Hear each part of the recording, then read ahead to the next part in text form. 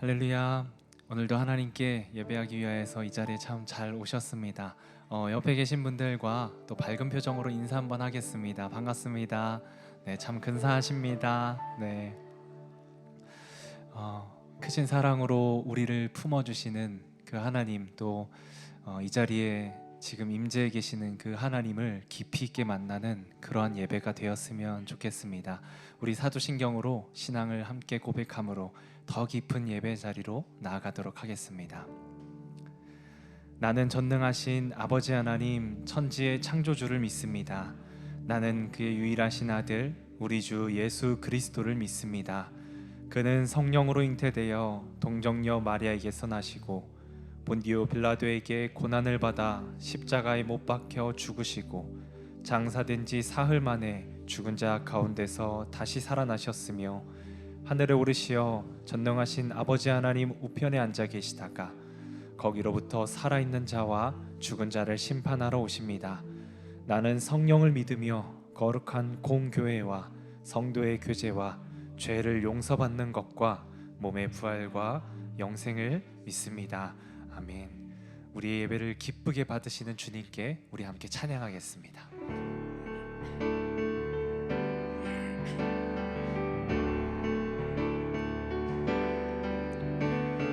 내 평생 사는 동안 주 찬양하리. 여호와 하나님 내 주를 찬양하리. 주님을 묵상함이 즐겁도다. 내 영혼 주 안에서 참 기쁘리. 한 번 더. 내 평생 사는 동안, 내 평생 사는 동안 주 찬양하리. 여호와 하나님 내 주를 찬양하리. 주님을 묵상함이 즐겁도다. 내 영혼 주 안에서 참 기쁘리. 내 영혼아 주님을 송축하라. 내 영혼아 주님을 찬양하라. 내 영혼아 주님을 송축하라. 내 영혼아 주님을 찬양하라. 한 번 더 고백하겠습니다. 내 평생 사는 동안, 내 평생 사는 동안 주 찬양하리.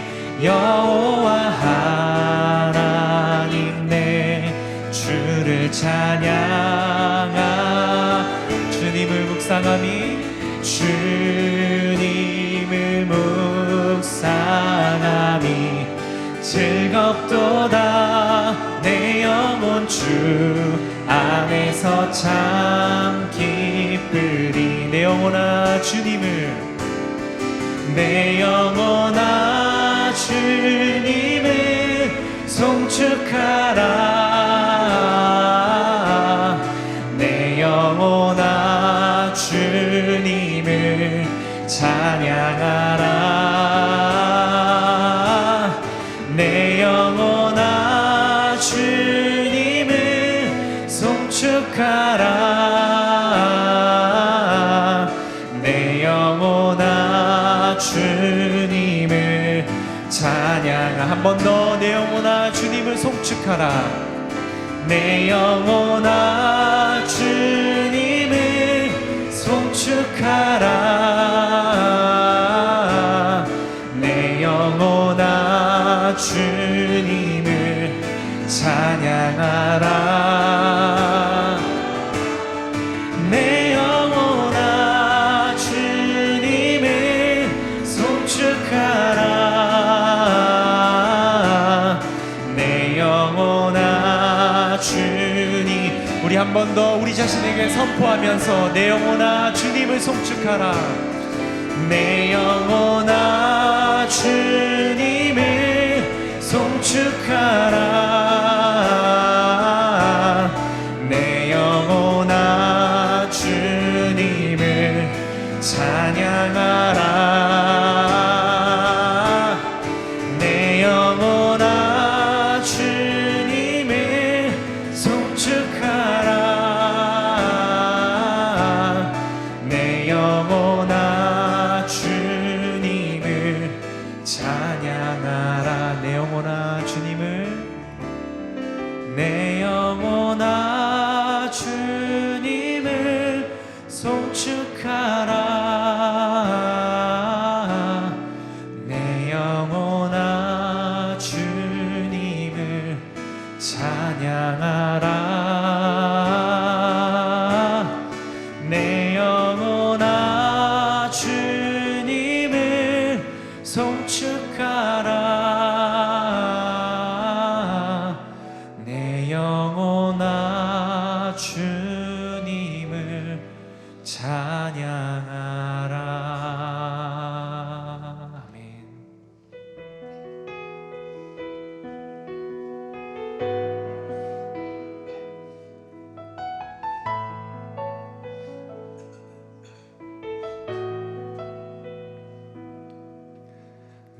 내게로부터 눈을 들어 주를 보기 시작할 때 주의 일을 보겠네.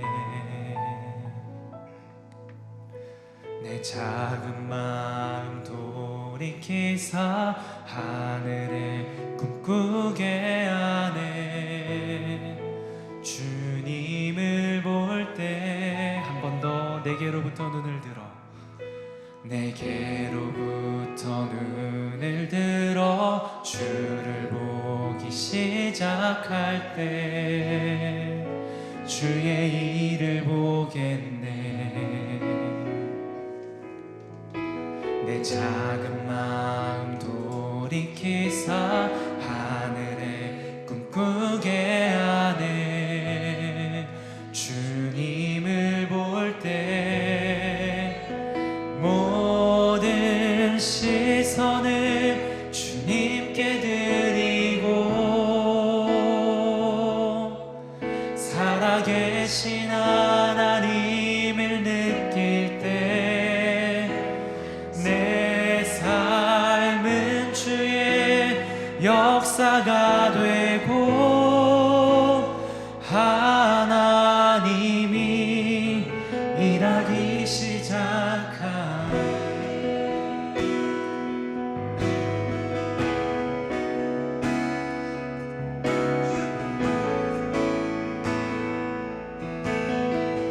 성령이 나를 변화시켜, 성령이 나를 변화시켜 모든 두려움 사라질 때 주의 일을 보겠네.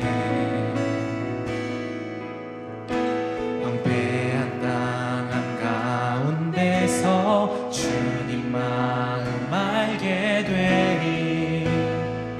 주님을 볼 때 모든 시선을 주님께 드리고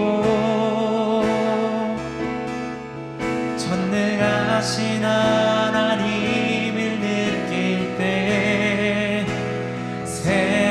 세상은 주의 나라가 되고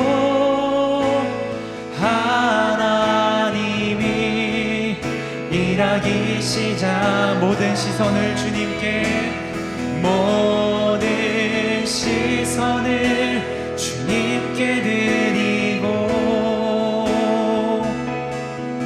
살아계신 하나님을 느낄 때 내 삶은 주의 역사가 되고 하나님이 일하기. 한 번 더 모든 시선을 주님께 함께 모든 시선을 주님께 드리고 전능하신 하나님을 느낄 때 세상은 주의 나라가 되고 하나님이 일하기 시작한 모든 시선을 주님께 드리고 전능하신 하나님을 느낄 때 세상은 주의 나라가 되고 하나님이 일하기 시작하네.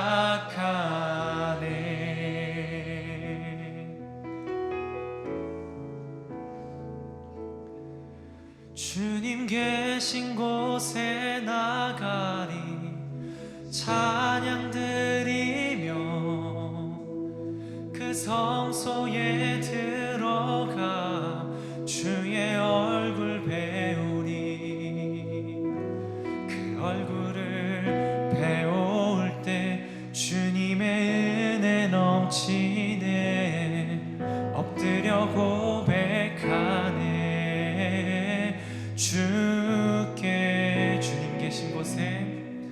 주님 계신 곳에 나가리 찬양 드리며 그 성소에 들어가 주의 얼굴 배우리. 그 얼굴을 배울 때 주님의 은혜 넘치네. 엎드려 고백하네. 주의 위엄 이곳에 가득해. 전능하신 하나님 아버지 찬양받기 합당한 존귀하신 주님, 주의 위엄 이곳에 가득해. 아멘. 우리 한 번 더 고백하겠습니다. 주님 계신 곳에 나가리. 주님 계신 곳에 나가리 찬양 드리며 그 성소에 들어가 주의 얼굴 배우리. 그 얼굴을 배울 때 주님의 은혜 넘치네. 엎드려 고백하네. 주의 위엄 이곳에 가득해. 전능하신 하나님 아버지 찬양받기 합당한 존귀하신 주님, 주의 위엄 이곳에 가득. 주의 위엄 이곳에, 주의 위엄 이곳에 가득해. 전능하신 하나님 아버지 찬양받기 합당한 존귀하신 주님, 주의 위엄 이곳에. 우리 한 번 더 선포하겠습니다. 주의 위엄 이곳에, 주의 위엄 이곳에 가득해. 전능하신 하나님 아버지 찬양받기 합당한 전능하신 주님, 주의 위엄 이곳에 가득해. 주의 위엄 이곳에 가득해. 전능하신 하나님 아바 아버지, 찬양받기 합당한 존귀하신 주님, 주의 위엄 이곳에 가득해. 우리 오늘의 예배를 위하여 함께 기도하며 나아가겠습니다. 하나님, 우리가 예배하는 이 시간, 하나님을 깊이 있게 만나는 이 예배의 시간이 되게 하여 주시옵소서. 하나님의 위엄 앞에 무릎 꿇고 하나님의 영광 안에 거하며 하나님의 임재 안에 거하는 이 시간 되게 하여 주시옵소서. 여러 가지 복잡한 나의 생각들과 여러 상황들이 이 방해하지 않게 하여 주시옵소서. 온전히 우리의 모든 생각과 마음들이 하나님 한 분만을 바라보며 하나님께 집중하며 하나님의 임재 안에 거하는 이 예배가 되게 해달라고, 우리 한 주간의 우리의 삶을 돌아보며 죄된 우리의 모습을 하나님 앞에 고백드리고 이 예배 시간 가운데 하나님 안에 거하는 이 시간이 될 수 있게 해달라고 하나님 앞에 다 함께 기도하며 나아가겠습니다.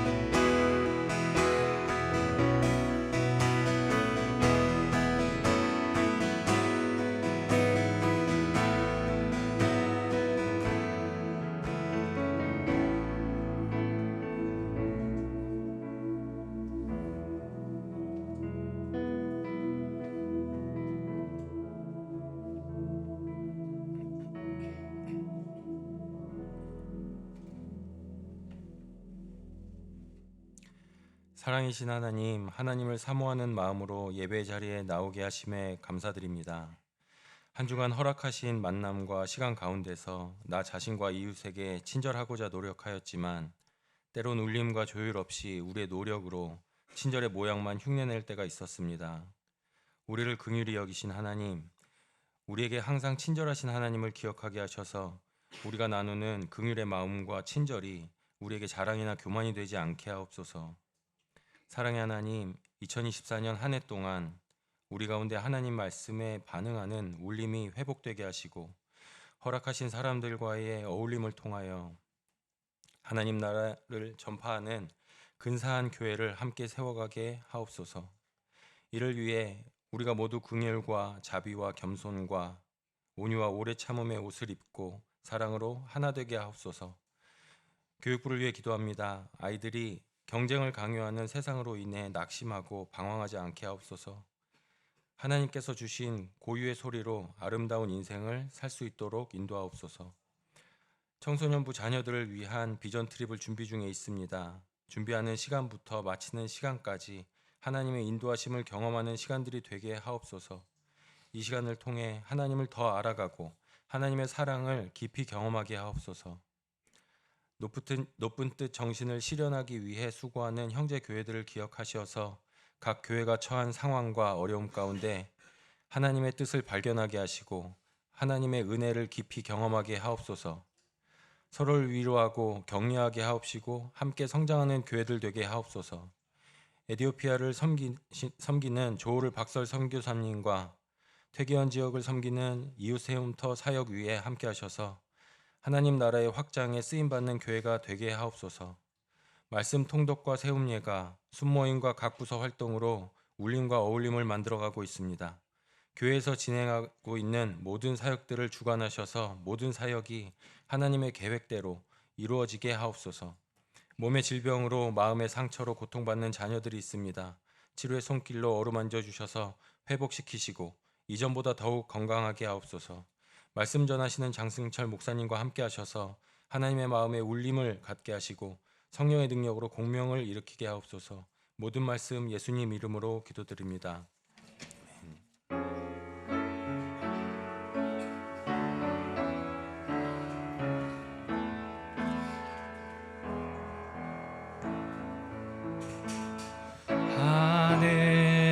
하늘에 계신 아버지 이름 거룩하사 주님 나라 임하시고 뜻이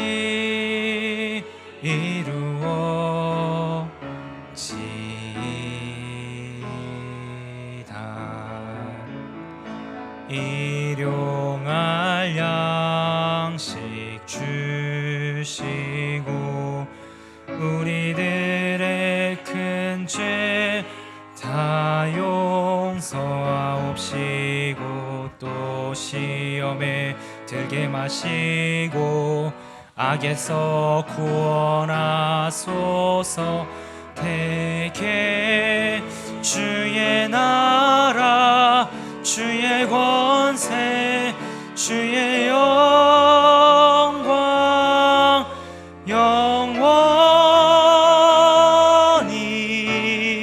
영원히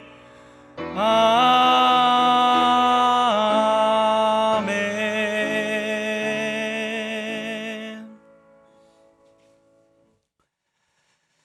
하나님의 말씀 함께 보겠습니다. 신약성경 골로새서 3장 12절에서 14절까지의 말씀과 빌립보서 2장 5절에서 8절까지의 말씀입니다.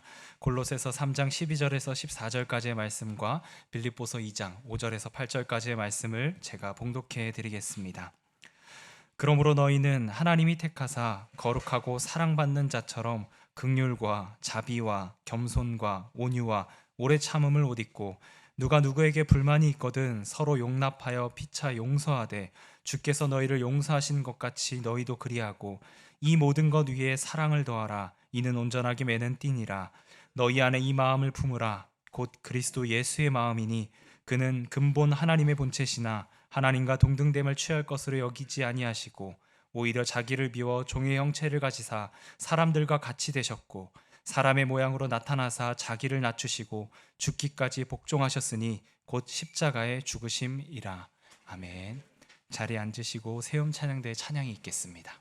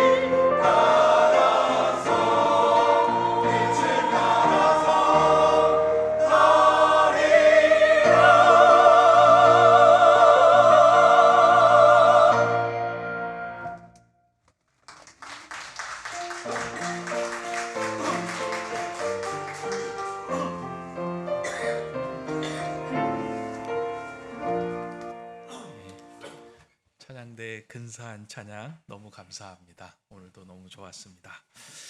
오늘은 성도의 튜닝 세 번째로 더 겸손이라는 제목으로 함께 말씀을 나누고자 합니다. 이사야 43장 21절에서는 하나님께서 우리를 창조하신 목적을 이렇게 기록해 놓고 있습니다. 이 백성은 내가 나를 위하여 지었나니 나를 찬송하게 하려 함이니라.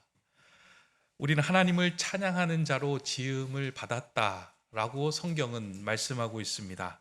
따라서 우리가 하나님의 마음에 조율되어 있을 때 우리 안에서 나오는 행동과 말들은 아름다운 찬양이 되어 하나님을 높이게 됩니다.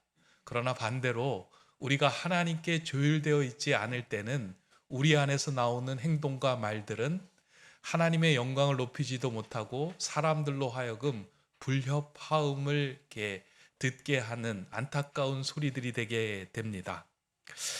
이 말씀을 준비하면서 이전에 한 목사님께서 설교를 하면서 이제 예로 들었던 한 이야기가 좀 생각이 났습니다. 조크입니다. 충청도의 한 이발소에서 있었던 이야기라고 합니다. 어느 외국인 선교사가 충청도의 한 마을의 이발소에 방문을 하게 되었습니다. 이발소에 들어가서 자리에 앉았는데 이발사가 그 선교사를 향하여 이렇게 말합니다. 와시우? 그 선교사는 이발사의 인사를 영어 왓시유라고 이제 듣게 된 겁니다. 그러면서 야, 시골에서 이발사가 영어도 잘하는구나 라고 생각하면서 자리에 앉아서 뭐가 보이지 하면서 눈앞에 보았더니 거울이 보인 겁니다. 그래서 앉아가지고 그 선교사가 이렇게 말합니다. 미러. 그러자 이발사가 야, 이 선교사가 외국인 선교사가 한국말을 잘하네 라고 생각을 하면서 다른 것 따지지 않고 바리깡으로 머리를 밀었다고 합니다. 그 상황에서 선교사가 너라고 외치는 상황에서 이발사는 충청도식으로 이를 어쩐대요 하면서 그 이제 당황한 상황들을 이렇게 모면해 나갔다라는 그런 이야기를 이제 제가 들은 적이 있습니다. 이처럼 우리는 어떠한 자극이 들어올 때 내 안에 있는 언어와 감정으로만 그 자극에 대해서 반응하고 해석할 수 있습니다. 전혀 낯선 것들, 들어보지 않았던 것들, 우리 안에 없는 것들을 우리는 꺼내어서 반응하거나 행동할 수 없습니다. 그러다 보니까 내 안에 있는 것 비슷한 것들을 그 자극에 맞추어서 꺼내면서 우리는 그렇게 생각합니다. 잘했다. 이게 저 사람의 의도가 맞겠다 라고 생각하면서 그대로 행동하고 말을 하는데 때때로 그것은 상대방의 의도와 달리 불협화음이나 상대방을 당황케 하는 일들이 참 많이 있다라는 것입니다. 이러한 모습은 우리의 신앙생활에서도 존재합니다. 우리가 성경 말씀을 읽고서 이해하는 것처럼 우리는 생각하고 있지만, 왜냐하면 성경이 한글말로 되어 있기 때문에 우리는 성경을 읽으면서 대부분 우리가 이해를 다 한다라고 생각을 합니다. 그렇지만 전혀 다른 방향을 잡을 때가 종종 있습니다. 성경에 기록된 말씀을 내가 가지고 있는 세상의 상식과 윤리적인 기준에 한해서 그것을 읽고 이해하고 또 반응하며 살아갈 때가 있습니다. 이러한 오해를 가져오는 것 가운데 하나가 오늘 우리가 살펴볼 겸손이라는 말입니다. 사실 성경에서 겸손이라는 단어가 참 많이 나오는데요. 이 말은 성경뿐만 아니라 우리가 살아가는 일상의 삶에서도 중요한 덕목이라고 이야기하면서 많이 언급되고 사용하는 말입니다. 불교에서도 사용하기도 하고요, 유교에서 사용하기도 하고요, 윤리나 도덕에서도 이 겸손하라라고 하는 이야기는 많이 사용하고 있습니다. 그러다 보니까 성경에서 성경을 읽다가 겸손해라라고 하는 이야기를 들을 때 우리는 성경에 기록된 정확한 이해가 없을 때는 우리가 가지고 있는 세상적인 기준, 윤리적인 기준, 아니면 유교적인 생각, 때로는 불교적인 겸손의 의미를 끄집어내고는 이렇게 사는 게 겸손한 삶이다라고 생각하며 잘 살고 있다라고 그 방향을 오해하며 잡을 때가 있다라는 겁니다. 여러분들도 생각할 때 성경에서 겸손하라라고 이야기를 하면 마음을 굽히고 상대방을 낮게 여기는 것이다 라고 우리는 생각을 하면서 그 수준에서만 윤리적이고 도덕적인 수준 이상을 벗어나지 못하고 이해하고 있다는 겁니다. 아, 그래, 오늘도 겸손해야 되는구나. 그래서 다른 사람들보다 더 낮게, 그리고 다른 사람들을 섬겨야 된다는구나 라고 하는 그 수준으로만 우리는 겸손을 이해합니다. 그런데 성경에서 말하는 그 겸손은 세상에서 이야기하는 세상적인 상식과 윤리적인 수준의 겸손을 이야기하지 않습니다. 성경에서 말하는 겸손은 예수 그리스도의 삶이며 예수 그리스도가 가지고 있는 가장 중요한 품성이며 예수 그리스도와 동행할 때만 얻어지는 예수님의 마음을 이야기합니다. 근데 그 마음을 우리가 알아야 하는 것이 참 중요합니다. 그래서 오늘 설교 제목도 그냥 겸손이라고 하지 않고 정관사 덜을 붙여서 더 겸손이라고 정한 겁니다. 우리가 알아야 하는 것, 우리가 행해야 하는 것은 일상에서 행하는 그 겸손 수준이 아니라 예수 그리스도가 행하셨던 그 겸손, 더 겸손의 삶을 살아가야 하기 때문입니다. 성경에서 우리에게 당부하는 이 겸손은 우리의 노력과 애씀으로는 이루어지지 않는 것입니다. 겸손하십시오 라고 이야기를 하고 설교의 말씀을 듣고 돌아가서 오늘은 겸손해야지 라고 한다고 해서 우리는 겸손해질 수 있는 것이 아닙니다. 그러니까 겸손한 척은 할 수 있지만 진정한 겸손은 우리가 만들어내거나 우리가 끄집어낼 수 있는 것이 아닙니다. 겸손은 예수님과 동행하며 그 마음에 조율될 때에만 우리에게 울려나오는 울림입니다. 그래서 예수님은 마태복음에서 이렇게 말씀하고 계십니다. 나는 마음이 온유하고 겸손하니 나의 멍에를 메고 내게 배우라. 그리하면 마음이 쉼을 얻으리니. 예수님은 겸손에 대해서 자신에게 나와 배우라라고 말씀합니다. 이것은 지식을 얻어가라라는 말씀이 아니고요. 겸손이신 예수 그리스도에게 나와 나에게 조율되고 나의 마음과 함께 너희가 그 울림을 가질 때 너의 삶 속에서 그 겸손의 삶을 이루어낼 수 있다라고 하는 초청의 메시지입니다. 그렇다면 예수님이 가지신 그 겸손의 모습, 겸손의 마음은 어떤 것일까?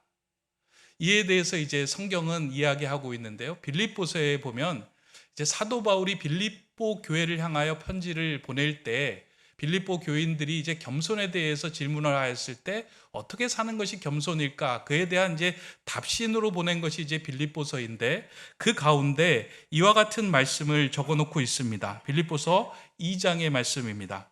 너희 안에 이 마음을 품으라. 곧 그리스도 예수의 마음이니 그는 근본 하나님의 본체시나 하나님과 동등됨을 취할 것으로 여기지 아니하시고 오히려 자기를 비워 종의 형체를 가지사 사람들과 같이 되셨고 사람의 모양으로 나타나사 자기를 낮추시고 죽기까지 복종하셨으니 곧 십자가에 죽으심이라. 바울이 빌립보 교회를 향하여 보낸 이 그 글은 사실 바울의 멘트는 아닙니다. 그 이전부터 예수 그리스도의 마음이 어떤 것인지, 우리가 예수를 찬양하는 삶을 어떻게 살아가야 하는지, 예수님의 본질이 무엇인지를 바라보고 사람들이 불렀던 예수의 찬가의 내용입니다. 그러니까 빌립보서에서 처음 언급된 것이 아니고요. 이미 사람들의 입을 통해서 불려졌던 노래가 이 구절이라는 것입니다.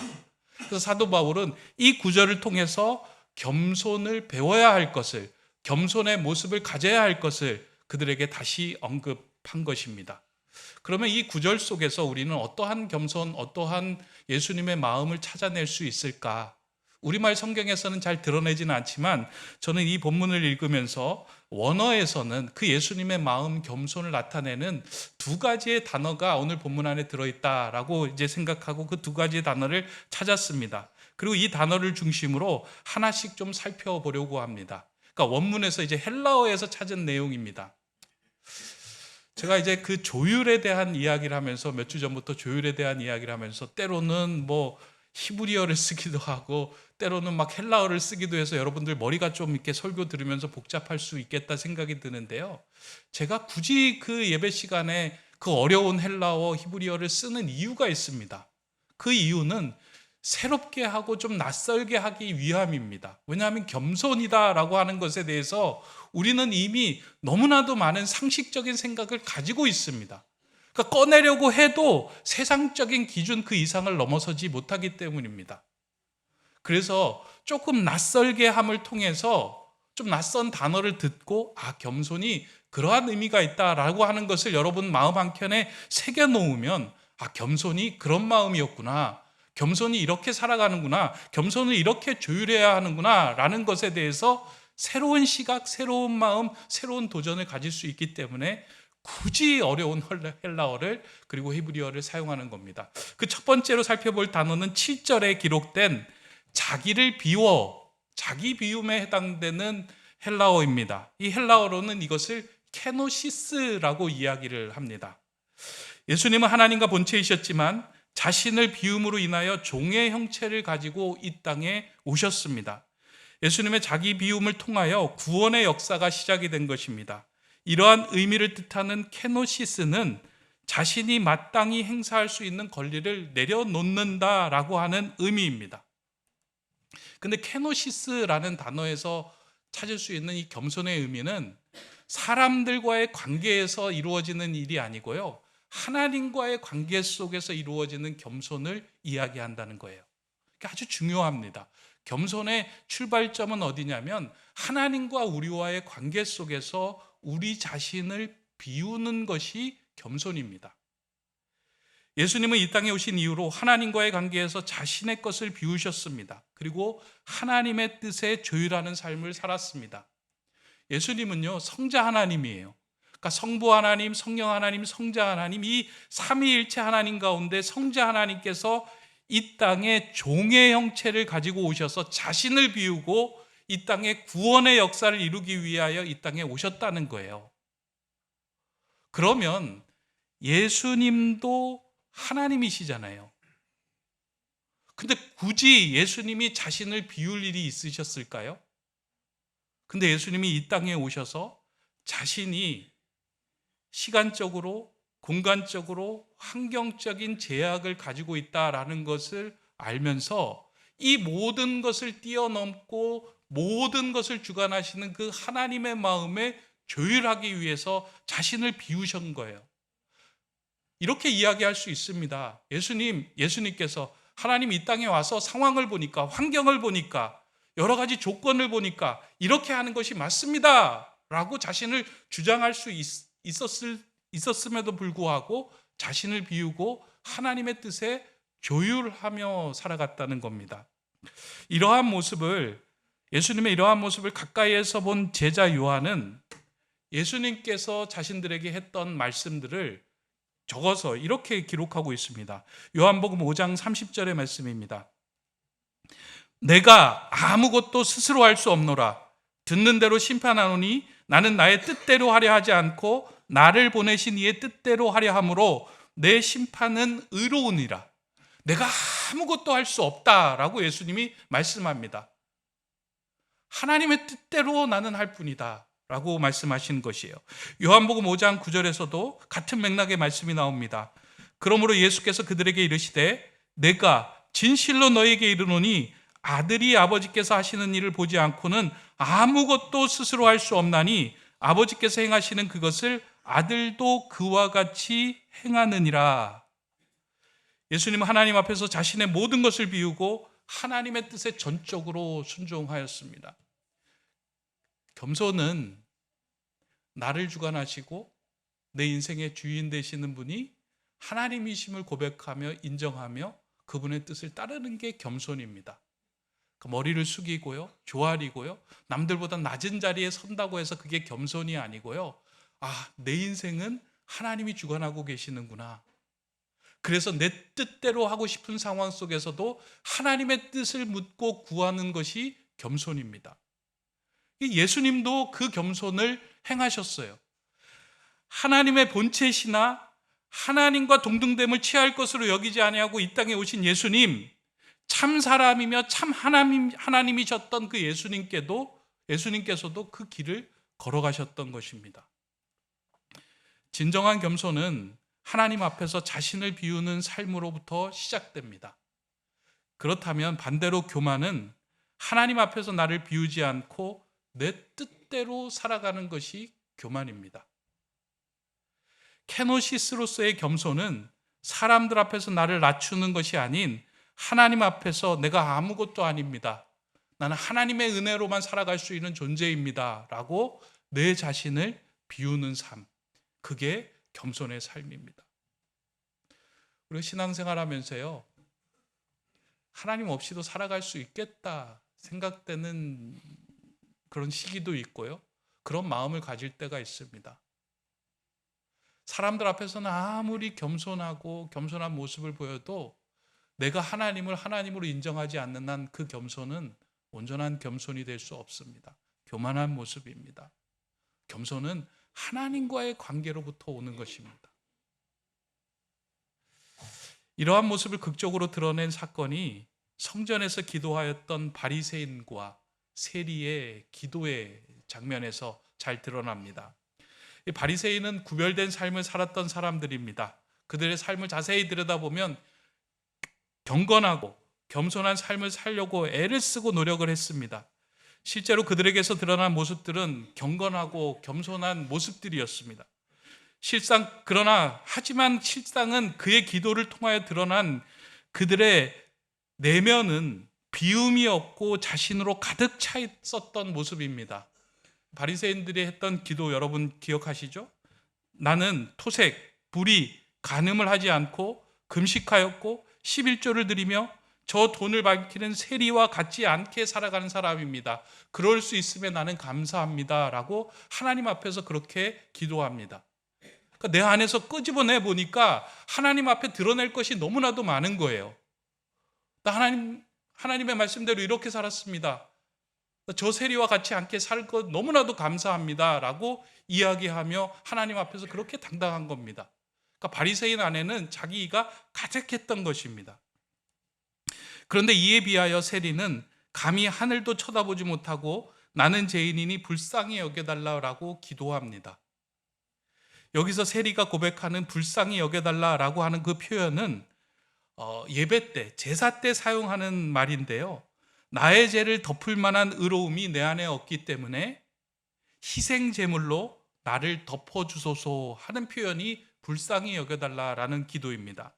하나님 앞에 서 있는 나는 아무것도 아니기에 오직 주님으로만 채워져야 하는 인생임을 눈물로 고백한 것이 이 세리의 기도입니다. 예수님이 이 두 사람의 기도하는 모습을 보고 이러한 결론을 내립니다. 내가 너희에게 이르노니 이에 저 바리새인이 아니고 이 사람이 의롭다 하심을 받고 그의 집으로 내려갔느니라. 그러니까 예수님께서 보시기에 의로운 기도, 정말 겸손한 기도는 바리새인의 기도가 아니라 세리의 기도였다. 무릇 자기를 높이는 자는 낮아지고 자기를 낮추는 자는 높아지리라 하시니라. 하나님으로부터 나는 아무것도 내 안에는 채울 게 없어서 하나님으로부터 주시는 은혜로만 채울 수 있습니다. 고백하는 그 삶이 진정한 겸손의 삶이고 하나님께서 높여주시는 은혜의 삶이다라는 말씀입니다.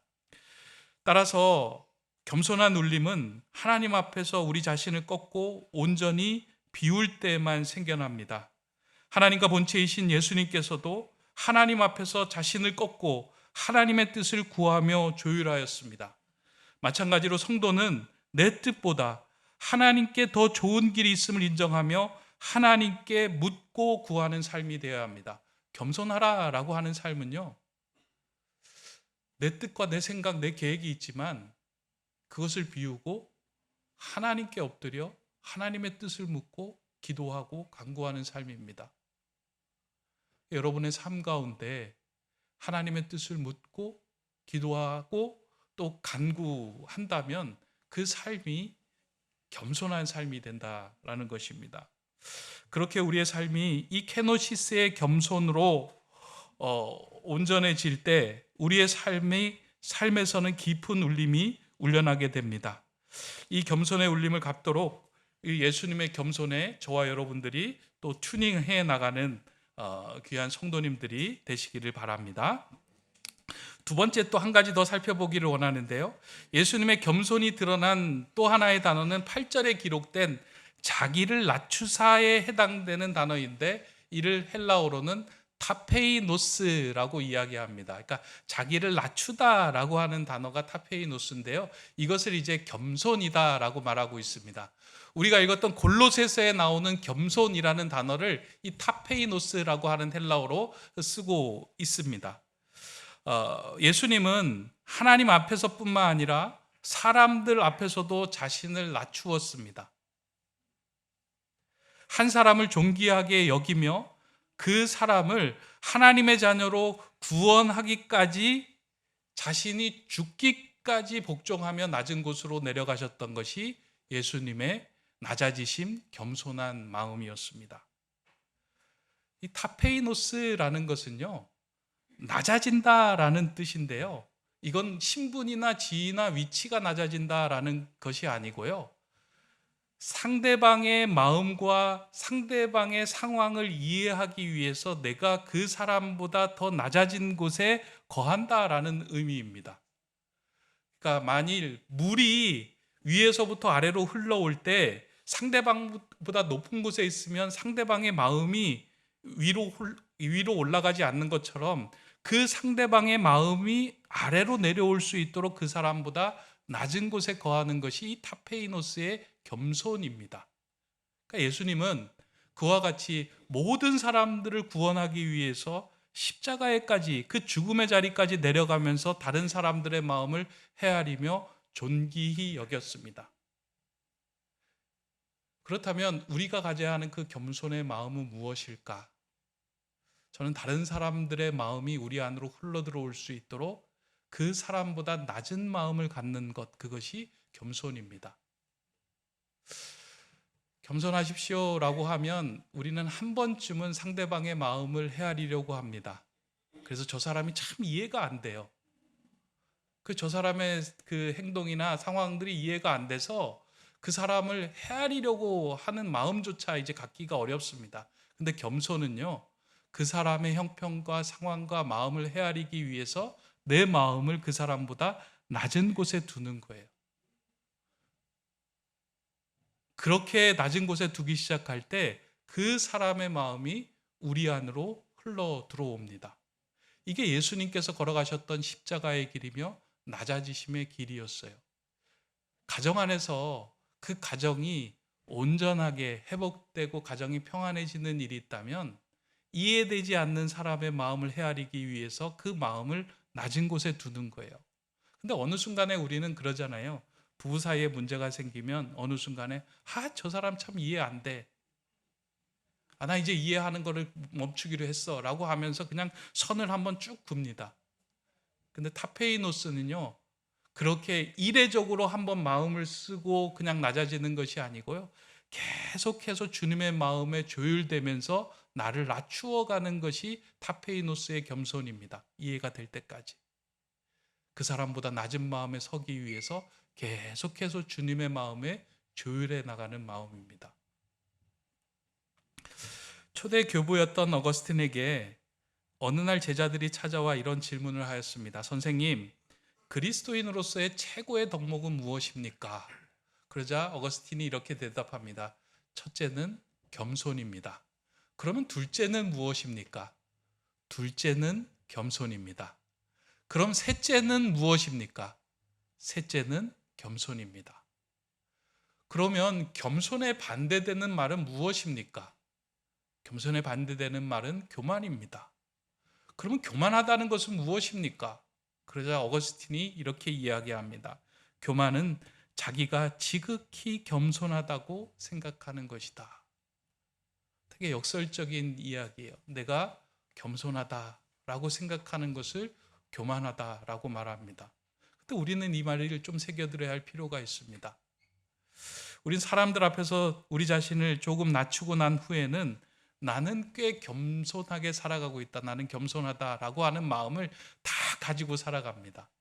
그러니까 신앙생활을 조금이라도 하신 분들이라면 나 꽤 괜찮다, 겸손하다라고 생각하며 살아갑니다. 여러분들도 그러실 거예요. 여기 주일에 와서 예배 드릴 정도가 되면 나 정도면 그래도 괜찮지, 나 정도면 그래도 제대로 살고 있는 거지 라고 생각을 해요. 나 정도면 그래도 예수님의 말씀대로 살려고 애쓰는 것이지. 그러면서 다른 사람을 볼 때 다른 사람이 그렇게 행동하지 않는 것에 대해서 왜 저 사람은 저렇게 살아갈까? 저 사람은 참 교만한 사람이야 라고 말하게 된다는 거예요. 근데 그런 마음이 들고 그런 말을 하는 자체는 이미 겸손이 아닌 교만의 마음을 가지고 있는 거다라는 것입니다. 겸손은 내가 스스로 낮아지는 것이 아니고요, 주님께 조율되어서 내가 낮아져 있는 것을 모르는 상태를 이야기하는 거예요. 그냥 그 길에 묵묵하게 살아가는 것을 이야기합니다. 미국의 하버드 대학의 교수였던 헨리 나우엔, 저도 이분의 쓴 책을 참 좋아하는데요. 이분은 석학 중에 석학이었습니다. 그가 하버드 대학의 교수직을 어느 날 내려놓고 데이 브레이크라고 하는 정신지체화 돌봄센터로 들어갑니다. 그러니까 자신이 가지고 있었던 모든 지위를 내려놓고 가장 낮게 여겨진다는 그 돌봄센터로 들어가서 일을 하는데요. 지적 장애인들의 식사와 목욕과 용변을 치우는 일을 하며 하루하루를 살아갑니다. 그러한 시간을 보내던 중 자신이 깨닫게 된 큰 은혜를 그는 자신의 책 예수의 이름이라고 하는 책에서 이렇게 해고합니다. 그동안 나는 올라가는 일만 추구하였다. 어려서부터 공부를 잘해 신동이라고 추앙받고 하버드 대학 교수까지 올라갔다.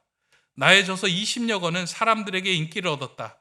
그러나 어느 날 정신지체아인 아담을 만났을 때 인간의 고통에 참여하는 내리막길을 통하여 예수를 바로 알 수 있다는 것을 깨달았다. 오르막길에서는 예수가 보이지 않았지만 내리막길에서는 진정한 예수를 만날 수 있었다. 참 의미 있는 그 고백을 했습니다. 한없이 오르막길로 향하여 달려나갈 때는 그 안에서 예수가 없었다라고 하는데, 진정한 예수는 자신이 가장 낮게 여겨지고 가장 어려운 순간으로 내려가는 그 길에서 만났다라고 고백을 합니다. 예수님께서 우리에게 겸손하라라고 하신 말씀은 우리의 몸을 낮추라라고 하는 것이 아니고요, 내가 그 자리에서 너를 만나기를 원한다, 너가 그러한 근사한 사람으로 살아가기를 원한다라고 하는 주님의 아름다운 초청입니다.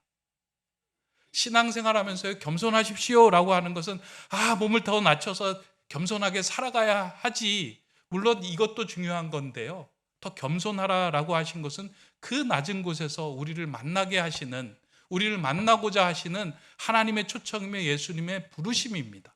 낮은 곳에는 하나님이 계시고 낮은 곳에 거할 때는 우리 주님이 우리에게 맡겨주신 그 사명을 이루어갈 수 있기 때문입니다. 올 한 해 저는 여러분이 한번 이런 도전을 해봤으면 좋겠어요. 여러분이 도저히 이해가 되지 않는 아마 한 사람이 있을 겁니다. 그게 여러분과 같이 사는 사람일 수도 있고요, 여러분의 그 공동체에서 만나는 사람일 수도 있고요, 또 여러분의 자녀일 수도 있습니다. 속이 부글부글 끓어서 이해가 되지 않는 사람. 그럴 때 그 사람을 향하여 쟤는 참 이해가 안 돼라고 선을 긋는 것이 아니고요, 그 사람의 마음을 이해할 수 있도록 여러분의 마음을 더 내려놓는 거예요. 그렇게 내려놓고 조율하고 내려놓는 그 자리에서 예수님은 저와 여러분들을 만나주시고 우리로 하여금 예수의 깊은 울림을 울리게 하는 겸손의 삶을 살아가게 하실 것입니다. 올 한 해 여러분의 이 겸손을 통해서 여러분 안에 도저히 풀리지 않았던 그 문제들이 더 낮아진 마음으로 풀려지는 그런 놀라운 일들이, 그 울림의 역사가 이루어지기를 주님의 이름으로 축원합니다. 기도하겠습니다. 사랑의 하나님, 오늘 말씀을 통하여 겸손은 비교에서 오는 것이 아니라 내 삶에서 하나님을 인정하는 것임을 다시금 알게 하심에 감사를 드립니다. 이제 예수님의 초청에 응하여 예수님의 겸손에 조율된 삶을 살아가고자 합니다. 우리의 힘으로는 겸손할 수 없음을 고백하오니 하나님의 은혜가 채워지도록 나를 비우게 하시고 하나님의 영광이 드러나도록 십자가의 그 낮은 길까지 주님과 동행하며 내려가는 자 되게 하여 주시옵소서.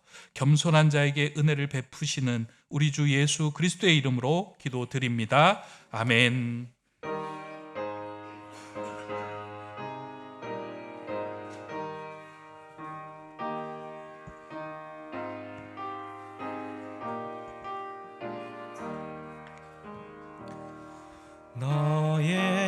예수께 조용히 나가 내 모든 짐 내려놓고 주 십자가 사랑을 믿어 죄 사함을 너 받으라. 주 예수께 조용히 나가 내 마음을 쏟아놓으라. 늘은 미리 보시는 주님 그 은혜를 베푸시리. 주 예수의 은혜를 입어 내 슬픔이 없어지리.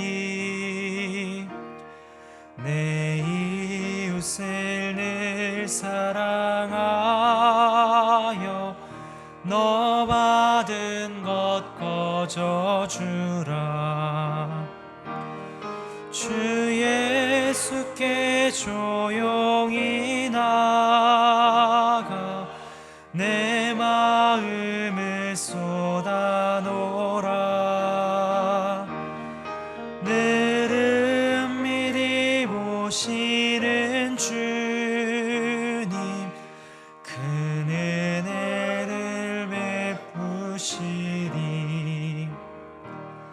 주 예수를 친구로 삼아 늘 내 옆에 모시어라. 그 영원한 생명 샘물에 내 마른 목 죽이어라. 주 예수께 조용히 나가 내 마음을 쏟아놓으라. 늘 오시는 주님 그 은혜를 베푸시리. 너 주님과 사귀어 살면 새 생명이 넘치리라. 주 예수를 찾는 이 앞에 참 밝은 빛 비추어라. 주 예수께 조용히 나가 내 마음을 쏟아놓으라. 늘은 미리 보시는 주님 그 은혜를 베푸시리.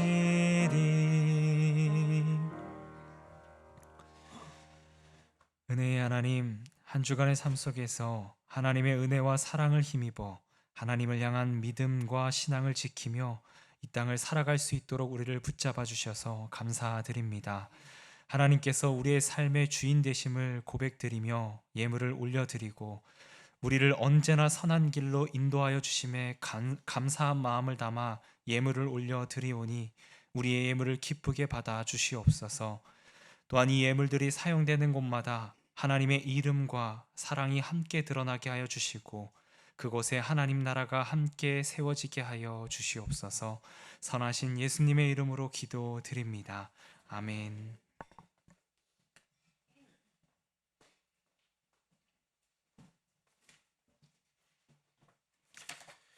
예, 오늘도 주 안에서 함께 예배하는 모든 성도님들을 주님의 이름으로 환영합니다. 교회 소식을 우리 전해드립니다. 오늘 예배 후에 이 자리에서 공동의회가 있습니다. 지난 한 해 동안 우리 교회가 살림 살아왔던 것하고 올해 또 예산에 대해서 함께 또 나누고자 합니다. 공동회의 공동의회에 회원 되시는 분들은 참여해 주시면 고맙겠습니다. 다음 주에는 부서장 회의가 있습니다. 부서장 되시는 분들은 기억해 주시면 고맙겠습니다. 5번 광고입니다. 설 명절에 우리가 온 가족 예배로 이제 드리려고 하는데요. 1년에 한 5번, 6번 정도는 온 세대가 함께 드리는 예배를 드리면 참 좋겠다 생각이 듭니다. 그래서 요즘 보니까 한국 교회에서 그러니까 부모님 세대로부터 자녀 세대로 믿음과 신앙이 전수되는 그 비율을 보니까 채 50%가 되지 않는다라고 이야기합니다. 그러니까 예전에는 80% 정도 됐다라고 이야기해요. 한 30년 전만 해도. 근데 한 20년이 지난 지금은 아이들에게 믿음 전수하는 게 신앙을 유산으로 남기는 게 참 쉽지 않다. 그런 이유가 이제 온 가족이 함께 가족 공동체로 묶여지지 않기 때문이다라는 것을 이제 이야기합니다. 그래서 교회에서 온 가족이 한 자리에 모여서 가족처럼 예배드리고, 또 이번 이제 설 명절이니까 또 아이들이 세배하면 또 세뱃돈도 주고 좀 그런 자리로 만들려고 합니다. 그래서 하나님께 즐겁게 예배드리고 또 가족으로 함께 좋은 공동체 만들어 가기를 원합니다. 여러분들 그 2월 11일 주일 고향 가시는 분들은 할 수 없지만 아니신 분들은 그날은 온라인 예배 드리지 마시고요. 다 이제 이 자리에 오셔가지고 함께 또 귀하게 예배 드려 주시기를 부탁드립니다. 우리 두드림 청소년 위한 비전 트립 우리 잘 준비가 되고 있습니다. 우리 이제 여러분들 뒤에 오시면서 포스트에 붙였던 것처럼 우리 아이들 16명의 아이들이 이제 참여합니다. 이 아이들이 믿음으로 또 신앙으로 잘 조율된 시간 되게 해달라고 여러분들이 기도해 주시고 또 응원해 주시면 고맙겠습니다. 부서 소식 가운데요, 순모임에 해당되는 순들은 잘 보시고 참여해 주시면 고맙겠습니다. 환우를 위한 기도입니다. 우리 고정자 집사님, 홍정숙 집사님, 또 우리 디스크 허리 골절 시술 후에 이제 회복 중에 계신데 잘 나아서 또 이 자리에서 함께 예배할 수 있도록 또 기도해 주시면 고맙겠습니다. 너무나도 지난주에 또 귀한 또 이렇게 광고가 있는데요. 우리 김부연 유소미 집사님 가정에서 등려를 하셨는데요. 셋째입니다. 아정이, 김아정, 너무나도 예쁘죠. 예. 우리 정유리, 정연이, 김아정 우리 3명의 자녀가 이제 우리 김부연 유소미 집사님 가정에 하나님 선물로 주셨는데 너무나도 감사합니다. 박수 한번 보내주시면 좋겠습니다.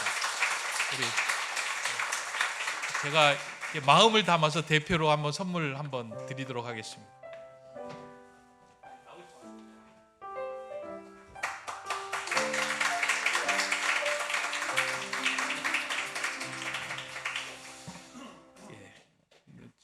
요즘은 그 아이 낳으면 국가에서 뭐 돈도 많이 주고 그래서 우리 교회도 셋째 낳으면 한 1,000만 원 정도를 좀 주면 좋겠다, 그런 교회가 되면 좋겠다라는 생각인데요. 그럴 수 있는 교회가 되게 해달라고 기도하겠습니다. 우리 기쁨 소식도 있지만 좀 이렇게 섭섭한 소식도 있습니다. 우리와 같이 신앙생활했던 우리 신민진 집사님, 또 우리 로이 하이 있는데요. 이제 남편분은 중국에서 또 사업을 하고 계셔서 코로나 기간 동안에 한 2년 3년 저희하고 신앙생활 하다가 이제 코로나 다 끝나서 이제 또 중국으로 이제 가신다고 합니다. 그래서 우리 신민진 집사님 좀 아쉬운 마음으로 좀 환송을 하기를 원하는데요. 한번 일어나 주시면 한번 박수 한번 보내주세요. 그래도 교회에서 꽃다발 하나 준비를 했습니다.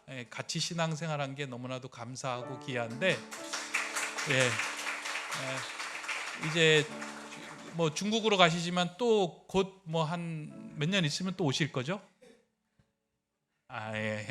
오셔서 또 저희하고 한 가족이 될 것 같은데, 여러분들도 이제 우리 신민지 집사님이 중국에 가서 또 잘 적응하고 신앙생활 잘할 수 있도록 여러분들이 또 기도해 주시고 응원해 주시면 좋겠습니다.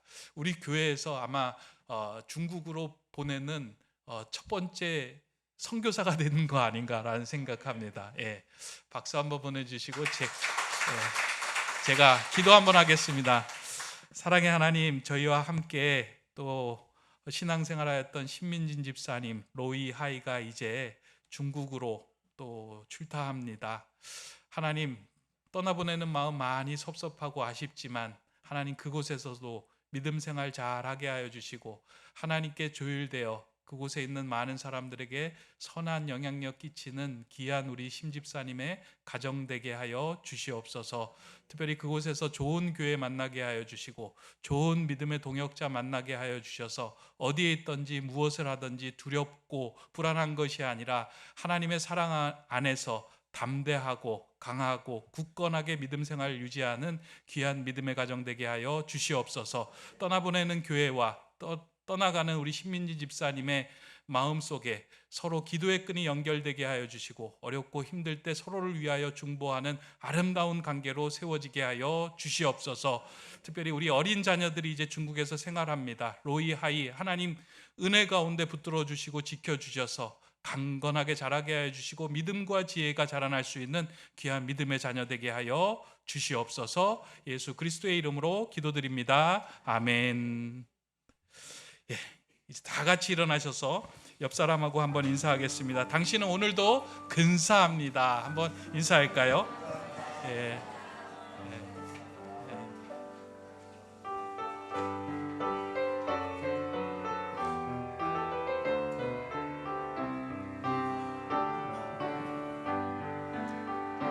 여기에 모인 우리 주의 은총 받은 자여라. 주께서 이 자리에 함께 계심을 아노라. 언제나 주님만을 찬양하며 따라가리니 시험을 당할 때도 함께 계심을 믿노라. 이 믿음 더욱 굳세라. 주가 지켜주신다. 어두운 밤에도 주의 맑은 길 인도하여 주신다. 지금은 자기를 비우고 나침으로 이 땅에 우리를 구원하러 오신 우리 주 예수 그리스도의 은혜와 택한 자녀들을 위하여 모든 것을 아낌없이 내어주시는 하나님 아버지의 크신 사랑과 우리를 조율하여 근사한 성도로 이끌어 가시는 성령님의 인도 교통하심이 더 겸손한 삶을 살고자 주님께 튜닝하며 내 자신을 비우고 낮추며 살고자 머리 숙인 성도들의 삶 위에 하나님께서 이 땅에 우리 교회에 허락해 주신 귀한 우리 김아정 어린 자녀의 삶 위에 이제 중국으로 떠나 새로운 믿음의 터전을 넓히며 신앙생활을 하려고 떠나는 우리 신민진 집사님 로이 하이에게 지금으로부터 영원까지 함께 하시기를 간절히 축원하옵나이다. 아멘.